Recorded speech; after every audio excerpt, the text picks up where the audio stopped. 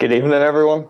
Thanks for joining us. It's a great pleasure to be here on the New Ground Ireland page, and I'm really looking forward to a conversation that we're going to have tonight with Beth and Conor. So, if you could do me a favor, real quick, just before we get started, can you just go down to the wee bottom corner there and press share? I'm pointing probably to the wrong corner there, but you can press share on this page, on this video, to get it out there to as many people as possible.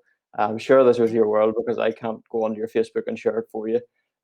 So if you could do that, would be great. Beth's doing it there right now. Or maybe she's just got her phones on silent, who knows? But if you could go share it, it'd be great. I'm really looking forward to a conversation with these guys. So why don't you tell us who you are and introduce yourselves a wee bit?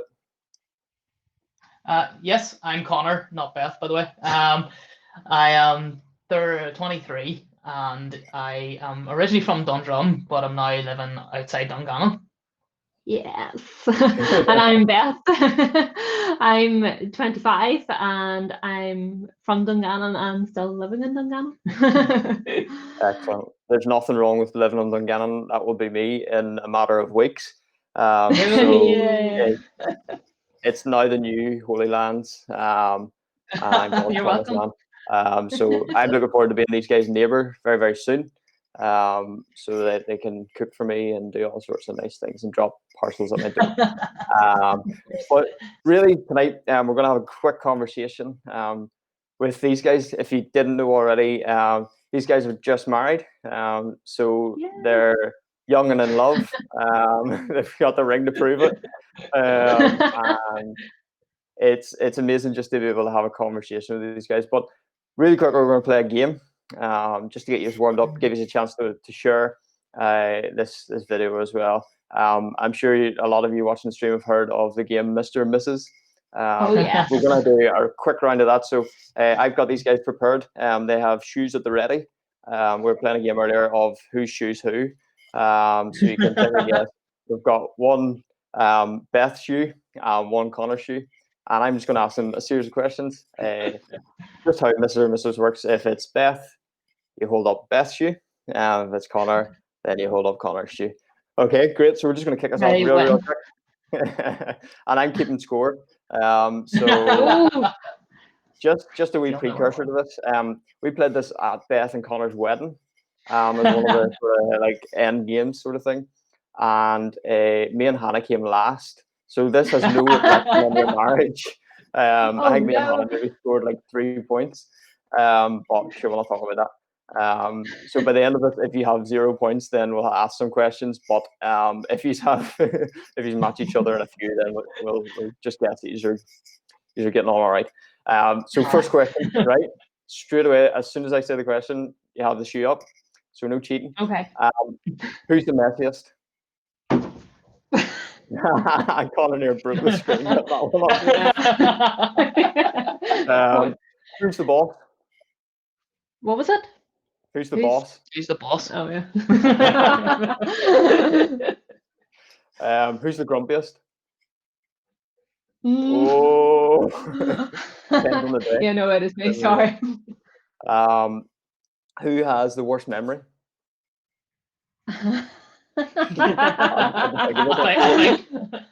Remember. Who smells the best? Who what? Smells the best.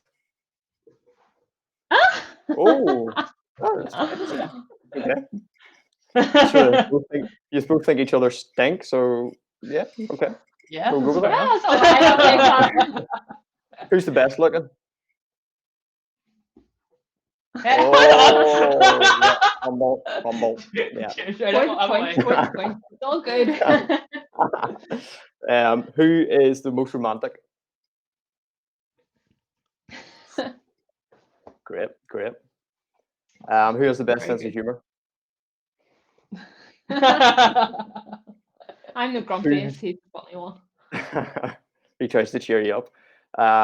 Who is the most organized? By a mile. Brill. And who spends the most time on social media?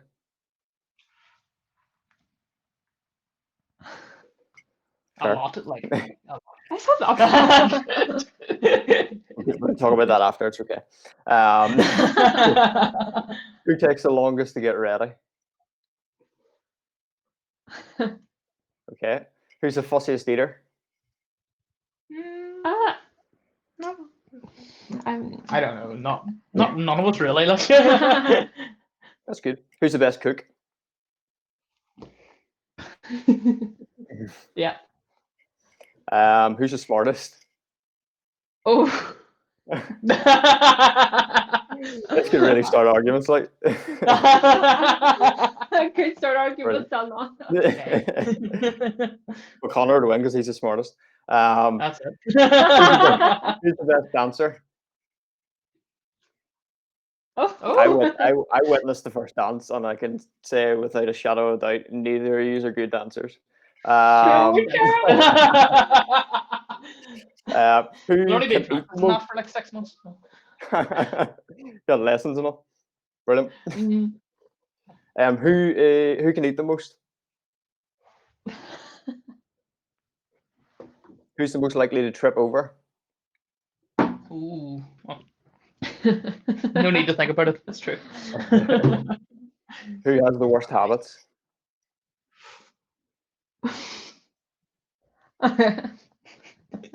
We're gonna talk about that one after as well. It's fine. Yeah, Couple start. no comment. And finally, who is the most talkative? Okay. I think you're right, yes. No, fair enough. We'll soon find out. Yeah, we'll find out just in the next sort of 20 minutes. I'll let you guys say in the comments who you think the most talkative is, and if you have like who is the most or who would be the most likely to, don't be afraid to fire it in the comments, and we'll maybe ask them at the end if it leads that way. So get your questions primed and ready to go. But yeah, really, tonight we want to have a real quick conversation with these guys, just to really find out a bit about them, find out a bit about their lives. So I guess you could start away back at the start, at the beginning. Tell us, what was it like growing up together? No, what was it like growing up for each of you, not together? I don't know. We didn't grow up together. I'll go first. Yeah. Talkative one first. I grew up fairly normal lifestyle. Yeah. My mum and dad split up when I was about 4 or so, but it was fine. It wasn't a bad breakup. They both got on very well, and still to the day do. Like, so I mean, really lucky that way. So yeah, just fairly normal. I have one brother, and that's about it. Oh, thanks, Jimmy. There he is. That's it. So he knows I talk the most as well. But yeah, one brother and no sisters. But that's enough, isn't it? Great. And Beth, and yourself? Yeah, I am the oldest of 4, so we had a busier household, and my mum and dad live 3 miles down the road from here, so I haven't moved very far. And if you don't know where I'm from, we are in the middle of the country, like in the middle of nowhere. So it's not really in Dungannon, it's like outside Dungannon and then a wee bit further. But we live, like my dad's a farmer, so we grew up in the countryside living life, and just a bundle of happiness and kind of messing around with your brother and 2 sisters, and yeah, probably argue quite a lot, but that's just what brothers and sisters do, right? Like, Jimmy knows the crack, so he knows. Yeah. So my mum and dad were Christians, but like we had a good upbringing, and yeah, no no complaints about early life as such. Great. I can vouch for the arguments and all that sort of stuff from a family of 5, so I know all about the siblings. Yeah. So tell me, what was sort of early life into school? What was that like for you? Did you enjoy school? Did you hate it? Was it a good experience? Was it a bad experience? Tell me a bit about your sort of younger years. Yeah, so school was all right for me. Like, being a lad, never really liked school. You know how it is yourself. yeah, I wasn't really a very bad behaved person in school, but it was just never for me, you know. Primary school, I went to Sacred Heart. I was brought up in a Catholic household. So went to a Catholic primary school and it was fine. Yeah, there was nothing wrong with it. Brilliant school, all well and good.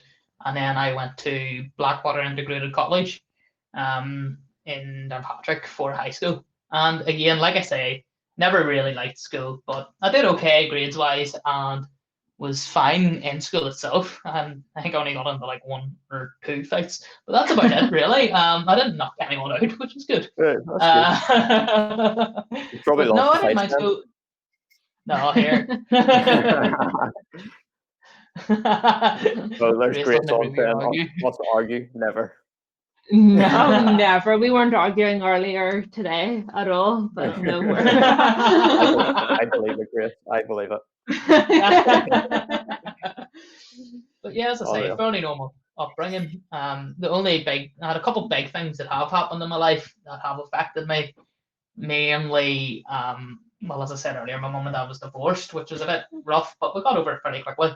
And then my brother, when he was 5, I was 7, he got knocked down, which had a big impact on my life. I will go into a bit later, but yeah, I think I've been talking a bit too much. I'll let Beth have a wee word in or two. Tell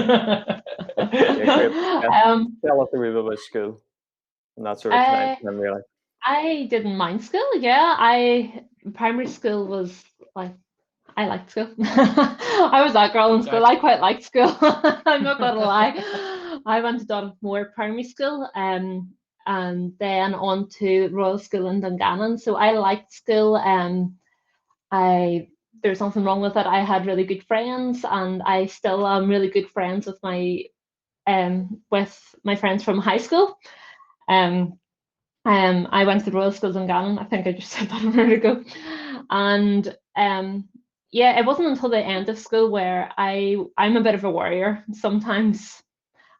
So I would have worried about exams a lot, especially when it got to A levels. I got very frustrated with myself if I didn't do well. I had I just got on top of me a lot, and I might have got quite anxious about things if it wasn't going my way. Then I just didn't understand. Like, I had put all this work in, why wasn't it going my way? I just didn't understand that way. But other than like the actual exam part, I didn't actually mind the studying and stuff. I actually liked learning, which I found quite bizarre because so many people are like, "You like school? Like, what's wrong with you?" But yeah, like I liked it. Like, I did like school, and I loved the friends that I made, and it was good. Like, I had a good experience at school compared to like Conor, who tells me the opposite. When we were asked to be Mr. and Mrs. in our wedding, they said, one question was, did you ever get our detention? I was like, no. Has Conor ever got our detention? Yes. It's just a difference. Maybe a few. Yeah, great. So two sort of opposites when it comes to school a wee bit. And I can absolutely jump in there as well with Conor and say that I hated school. But no, it was great just to really hear a wee bit about your school life, what that was like. Obviously completely different backgrounds, and trying what that looked like differently as well as you went through that. But both of you grew up, went to school, all that sort of stuff as normal kids do. Did you ever have any sort of exposure to church or faith or anything like that? I know Conor mentioned a wee bit earlier about going to Catholic school, but was there any other influences or anything or any experience of church growing up? Yeah, as I say, grew up going to a Catholic school, so as a part of that, once a week you would go one day during school in the morning time. You would go to a mass service. So I had sort of experience of church, but never really knew what I know now about church, and I never really knew now what I know now about being a Christian in general. You know what I mean? So I didn't know much about who Jesus was and what he had done for us. So it was more just going because you were told to go and you had to go. It wasn't because I wanted to go. But apart from that, in school, outside of school, we would have just went about Easter or Christmas time. The main, what I would say, exposure to faith that I had was through a youth club that I used to go tend to. Started going when I was about 13, when I was at a low point, and it was through like they brought Americans over to share a bit what Jesus had done in their life and how they found out about Christianity and stuff. So it was through going to that it sort of had a big impact on me. Yeah, great, cool. Beth, yourself? I had a lot of exposure to church. I was going to church from no age, and then I went to Sunday school, and then I would go to like Good News Club every Friday from when I was like 4 or 5, and then I went to Sunday school on Sundays before church, and like I had camps at the summer, which I loved with the CEF, the organisation. Like if there was anything you could name, we had done it as kids. Like, and I loved it all. Like, I'm not saying I didn't. I absolutely loved it, and I became a Christian and asked Jesus to be a part of my life when I was 8. Like, that's what that exposure to church did for me as a child. Well, I think that definitely put me towards that. Absolutely. Yeah. Great. So Beth, you mentioned there you became a Christian. You give your life to Jesus and asked him to come and play the main role in your life when you were 8. Yes. What way did that affect your everyday? I know when you're 8, you don't really know, like, colors and stuff, and that's about the height of it. Like you eat crayons and stuff like that when you're 8, like it's that sort of thing. But yeah, still do the old time. But what way did that exposure to Jesus and that commitment to Jesus, what way did that affect your life from the day-to-day sort of life, maybe through school and through your younger years as well? At the age of 8, it really didn't have an impact because I was just another girl at school, and the school that I went to had such a Christian influence that it didn't make a huge impact on my daily life in all honesty. My mum and dad were Christians who taught us how to read our Bibles at home, and I had known how to do that already. So I was doing those things already, which was amazing. And I don't think I realized the things that I had already that were so good. So I didn't make a huge impact on me until maybe I would say I was about 13 or 14. So we're going into high school now age before I could really see a big difference, where I was surrounded by people who are coming from different backgrounds from me, who don't have the same faith as me, where I realized that if I want to make any impact on these people, or if I want to stand out from anybody, like I have to actually make a point of doing so. I have to do something a wee bit differently. In high school, I would have went to Scripture Union, and that way I was able to surround myself with people of the same faith with me, which was great. I was able to learn from them, and we could stand out together, which was amazing, because it's so hard at that age to stand out. It's very scary because all you really want to do is be normal.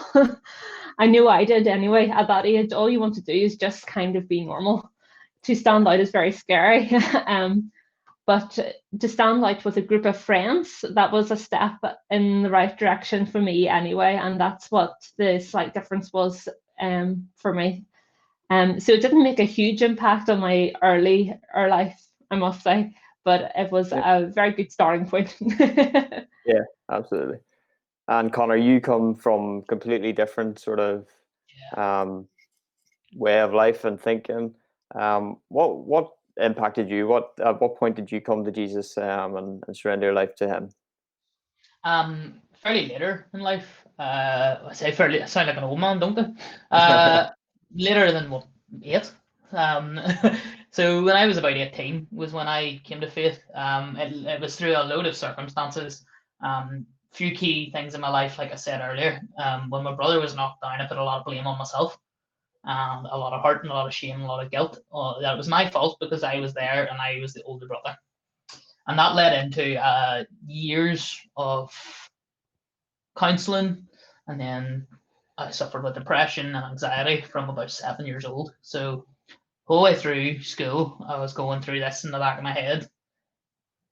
When I was about 13, I then started self-harming, trying to hide it from people and not doing a very good job at it at times. Like it's just spiraled out of control, and that was just leaving me on a low. Like I said, I went to their youth club that was a Christian. It was called Riot. Fun name, I know, for Northern Ireland. It stands for revival in our town. The guy Richie in charge of it, he took me in and started letting me listen to the talks and started taking it in, and didn't really have much of an impact. It was more just for fun going to it. But when I was 18, the depression got to a real bad low for me, and it was at that point that I had contemplated ending my life. I'm not going into too much details, but I was on the edge of a bridge, essentially. And it was at that point where I remembered like everything I was taught from even going to mass the odd time, hearing about God and how he was there for you, and Jesus is his son and he died for us. But the main influence was through the youth club and through the groups coming over sharing about Jesus. And I'd heard about how they got invited Jesus to come and help them through their troubles. It gave them some sort of hope. It gave them some sort of a light at the end of the tunnel. And at that point, that was what I needed. So I literally just prayed to God. I was like, look, if you're real, God, please show me, because I'm literally at the edge, literally. Yeah. So it was at that point that I prayed to him, and a long story short, he showed himself to me in a way that just made sense to me. And it was a couple of weeks later that I went and asked somebody to talk me through like how do I become a Christian, like somebody who knows Jesus, you know. But it was through a prayer that they taught me, that helped me focus on Jesus and helped me to actually say with my own mouth that, look, Jesus, I would like you to be a part of my life. And from that point on, it hasn't been easy, but through the ups and downs, I still know now that I have somebody to rely on, somebody to take any worries and doubts that I have when I need it. Yeah, amazing. And that's something that has shaped your life, obviously, from that moment on. And it's evident as I hang around you and I get to know you, it's evident that Jesus has changed you, that he's come in and he's changed your life. And that's possible for anyone. And there may be someone on this stream tonight just listening in and maybe find themselves in a similar circumstance. That's like, it's possible for any of us, and it really is as simple as just surrendering your life to Jesus. And we would love to be able to do that with someone. If you find yourself in that place, please do get in contact with us, and we would love to show you and prove to you the hope that we have in Jesus. So, Beth, tell me maybe of a significant moment in your life. Conor shared one fairly significant moment in his life. You've shared fairly significant moments as well, but maybe tell us of one that stands out for you. Of course. Well, when I was in high school, I started to suffer, or I started to have seizures from epilepsy, which I didn't have until the age of 14 or so. So at that point then, when, as I previously talked about, being normal for me went out the window. I was like, okay, epilepsy is not normal. And I started to feel very different, and I kind of came inward on myself. I don't think I really realized that I was doing it until I looked at it now at a later point in life. But I think I retreated a bit into myself and was quite quiet in school and just kind of got on with work. But as someone who actually has quite an outgoing personality, it was quite a shock, and I didn't really want to have something that seemed like, it's not an illness of sorts, but it felt like that as somebody who was so young, and you had to depend on friends to help you to make sure you were all right sometimes, and to just make sure things were all right and like you were fine and that you weren't bullied sometimes. And you know what? It was totally fine. God brought me through that because I was able to stick with friends of faith and to keep close to God. And then after school, I went to uni.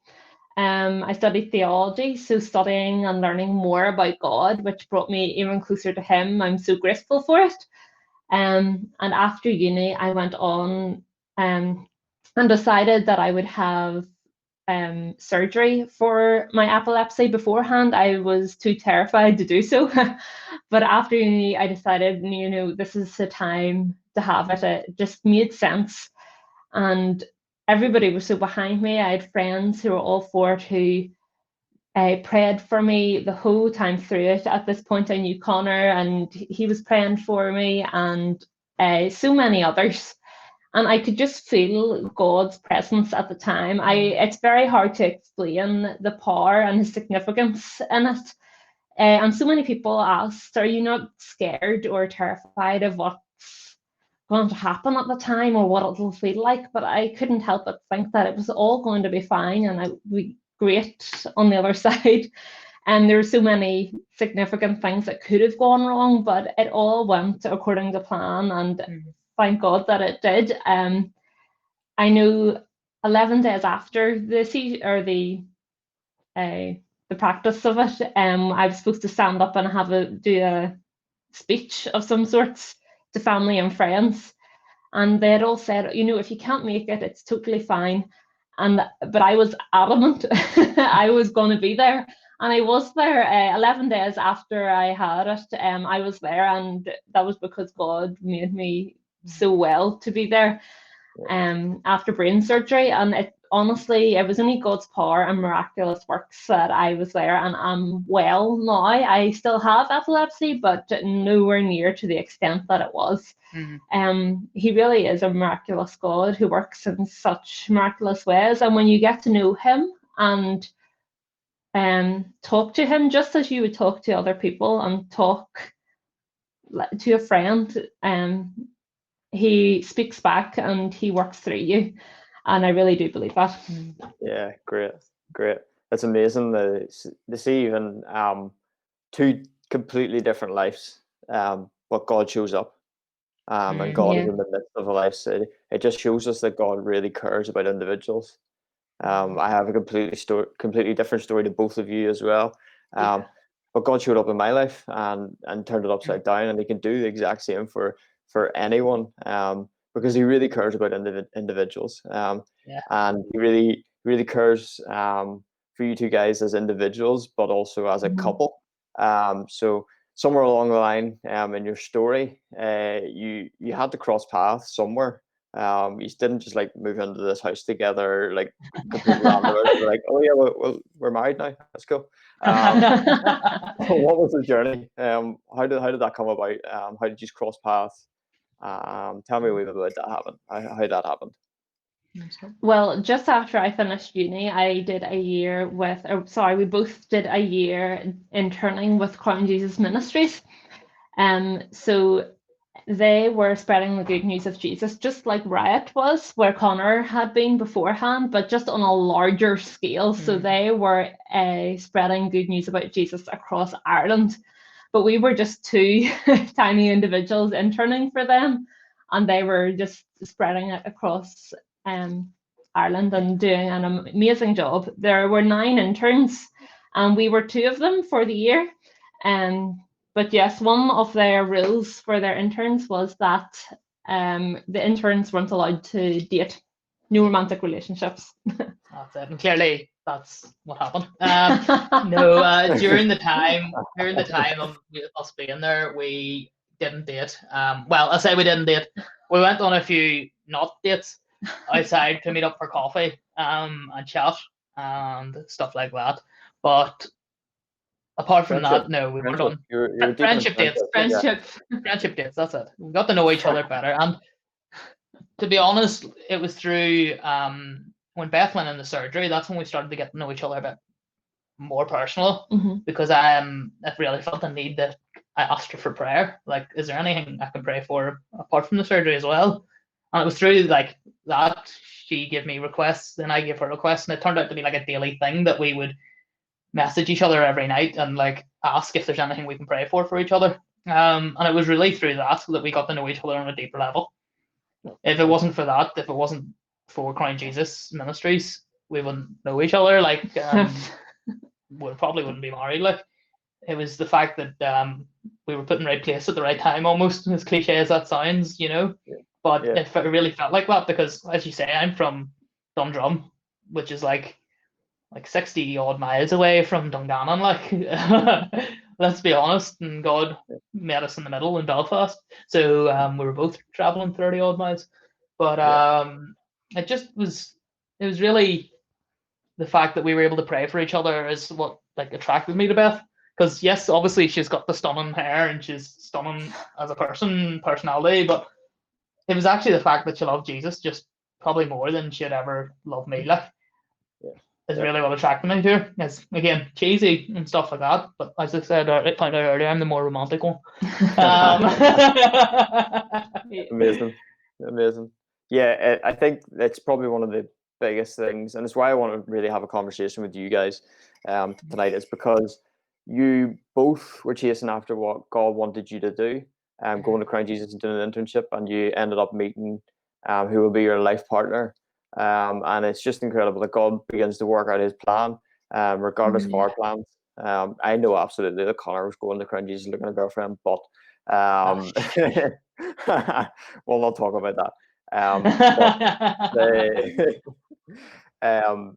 The reality is that God really has a plan for your life, and he's even planned who you will marry and all that sort of stuff. But tell us a wee bit about your journey throughout dating, and then how do you get to the stage of like, let's get married?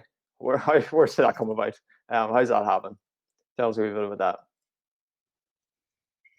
Want to start? Yeah, well, as we said about like we'd met and we'd started dating just after Crown Jesus, and it's again, I'm going to pull out all these cliches because romance and all that jazz. But like they say, you know, the one's the one when you know, like, and it was weird. You just knew that she was the one because I'd pray again. Prayer was big influence on our relationship from the start, as I said, and I'd just been out of a dodgy relationship, and it was praying to God that I prayed to God after I came out of that relationship that if I was to date again, it was drastic. I wanted to be the girl that I married, and surely enough, it was the girl I married. You know, so like. Not something that if I could say anything to anybody today is like pray bold prayers because it happens like and God pulls them out and like don't be afraid to dream, don't be afraid to hope that God will, because our relationship is a testament to that. Like, no, absolutely. I say the time that we spent in Crown Jesus, although we weren't allowed to date and it seemed like a terrible thing at the time, seemed like an awfully long time. We did have an amazing friendship. Yeah. And it was a very valuable time that we got to know each other on that level before actually dating and going beyond that as well. So tell me, how did you manage to get married within like all of the restrictions and all of that crack? So you just got married, was it just over a month ago? More, just slightly more?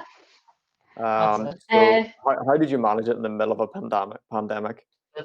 A lot of hassle. Quite a wee bit of stress, but we made it. For starters, it was our second date. So we'd originally planned to get married back in August, but with everything going on and everything being choppy and changey, you know, around the start of lockdown especially, we were like, we're not 100% there with our plans anyway. And as hard and as hateful as it's going to be, we'll probably be best to move it. We want to have the people we love there. At that time, it was only allowed, I think it was 2 or 3 people, or 5 people was it originally at the start, 5 or 6. And we were like, we want to have the people we love there to witness us two coming together as one in front of God. So we decided to make that change to October the 6th, which is actually Beth's birthday. So it was like a double whammy. Well, triple whammy. Mine was the day after. So we were sorted. Yes, it was tough, especially the planning stages, and there was a lot of hurt. I think there was. We did a lot of back and forth of conversations and arguing. Like it would be silly for us to be like, oh yeah, like it was totally fine. Like we got there in the end, right? Like there's a lot of arguing and there was a lot of hurt and crying on my part. On my part too, let's be honest. And I don't know if this is going to happen, and then it was like, well, you know what, it is going to happen no matter how many people are going to be there. It's happening on the 6th of October. And then we just continued to pray then that even when it does happen, can we have the people that we love most around us? And God continued to be good, and we were allowed to have 80 at our wedding with social distance. And legally as well, just it was actually rules at the time. All the rules and regulations were followed and all of that, and we had the most amazing day. And I think even before we knew how many, I think the week before we were waiting on regulations, and I remember thinking, you know what, even if it's just 6, it'll still be great. Yeah, it'll still be the best day. And that was really just putting all our trust and hope in God, like knowing that it was just a day in the end, because we still had the rest of our lives and we're here now. It just took that couple of extra months to pray and think on it, like for us to actually change our hearts back again. Like God is sovereign, God is good, and He will work out His plans. And if as we've already shared our story, like how He just put us in the right place at the right time and stuff, we had no doubt that we were meant to be together. Like, so we knew that it was going to happen at some point. It just took that extra couple of months for us to wise up and realize it wasn't just about a day; it's about being with each other forever. Yeah, absolutely. Perspective's a great thing at times. Yeah. And it's an absolute blessing to have been able to watch some of the journey, and get a couple of invites and different things from one date to the other date, and try and get off work and all that sort of stuff. But it's been an absolute blessing to watch you guys journey together, and I'm excited to see what God does in and through you into the future. But if we could sort of, I suppose we could come and land the plane a wee bit. If there was one piece of advice, maybe someone on here that's watching and they haven't fully committed their life to God, and are really, they're seeking, or they're looking, they find themselves maybe in the middle of a pandemic without any hope, what would you tell them? What would be the one thing that you could tell them? I'll go first. I'll share it from my perspective because I don't want to be really broad, albeit on what I have. Since we got married, Conor works different days to I do, and sometimes we're off the same dates, which is great. But when Conor's working and I'm home alone, I remember thinking the first couple of days, this is great, I've got the day, all these days to myself, it'll be amazing. And then all of a sudden it became like really lonely. Because I came, like I mentioned at the beginning, from a house of 6 in total, and now it was just me by my lonesome.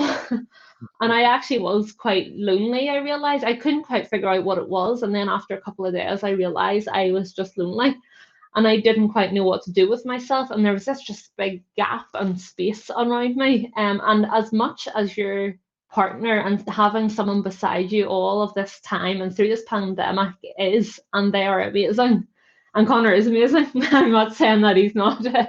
He's been really good.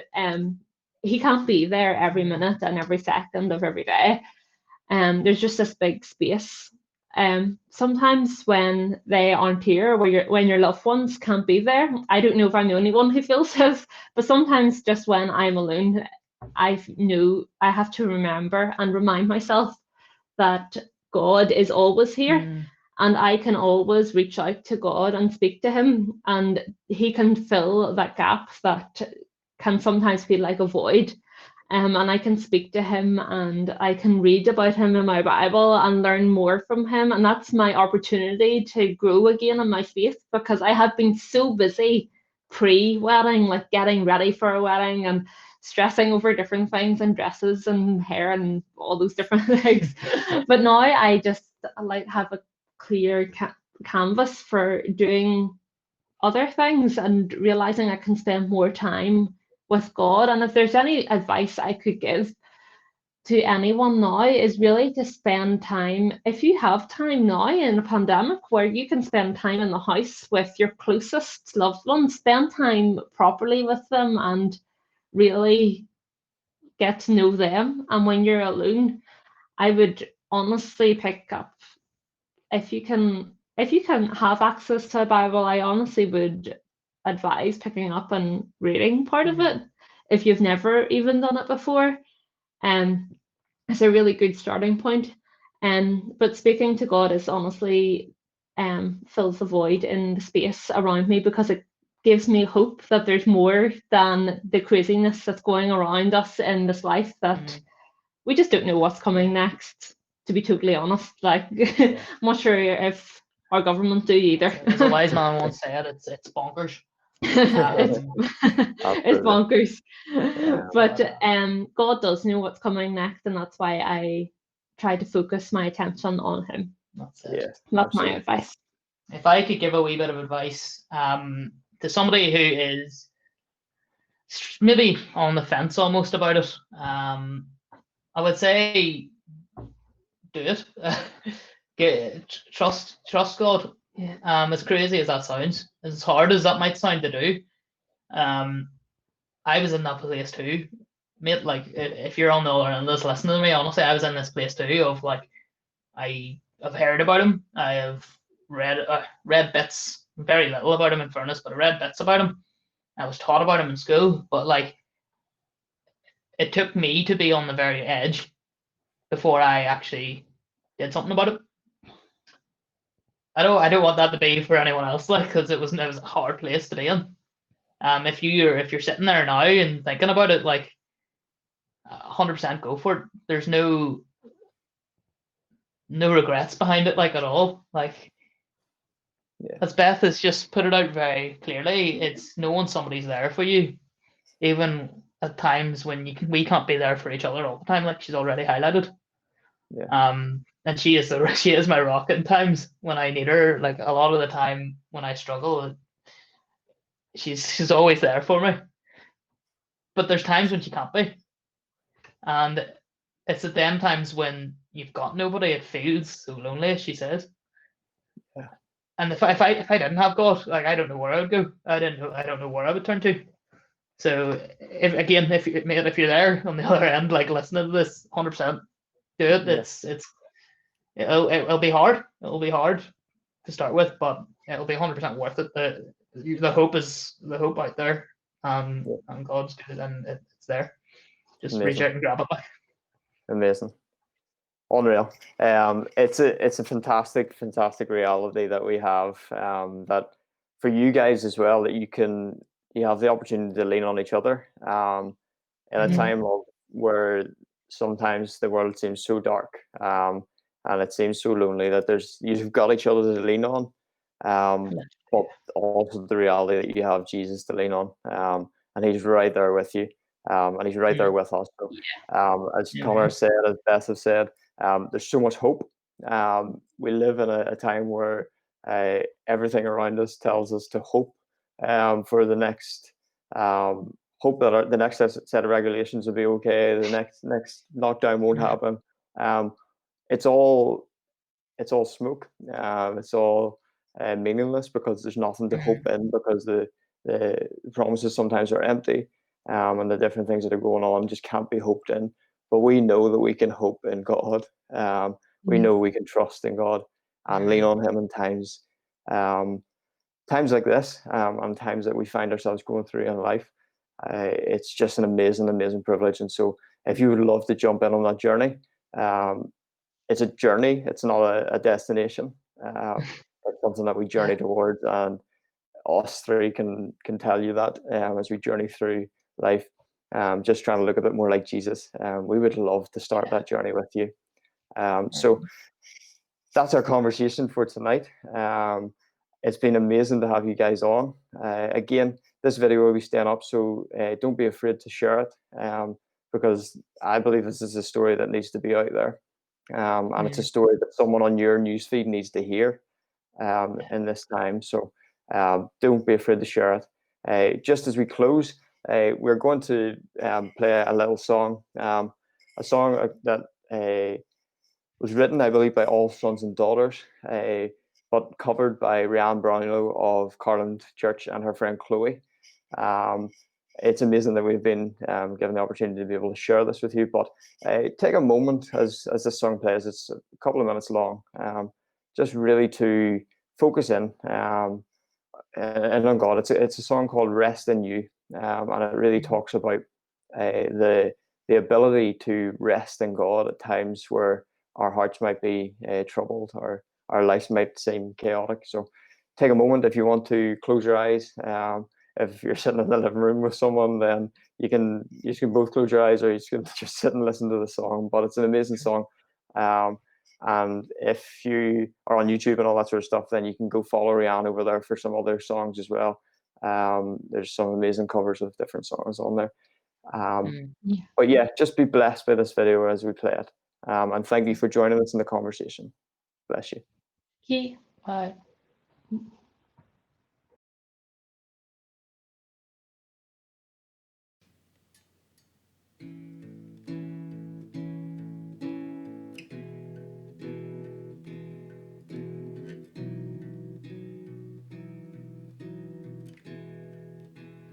Who is Lord but our Lord?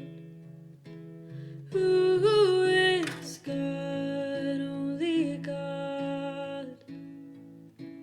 You are the highest. You are most good. Matchless is your love. Our praise will rise above. Your peace like a river floods over us. Our hearts are restless until they find rest in you. Our hearts are restless until they find rest in you. This is where my hope lies. This is where my soul sighs, and I will always find my rest in you. So full of mercy, beauty and mystery. You are most hidden, but always with us.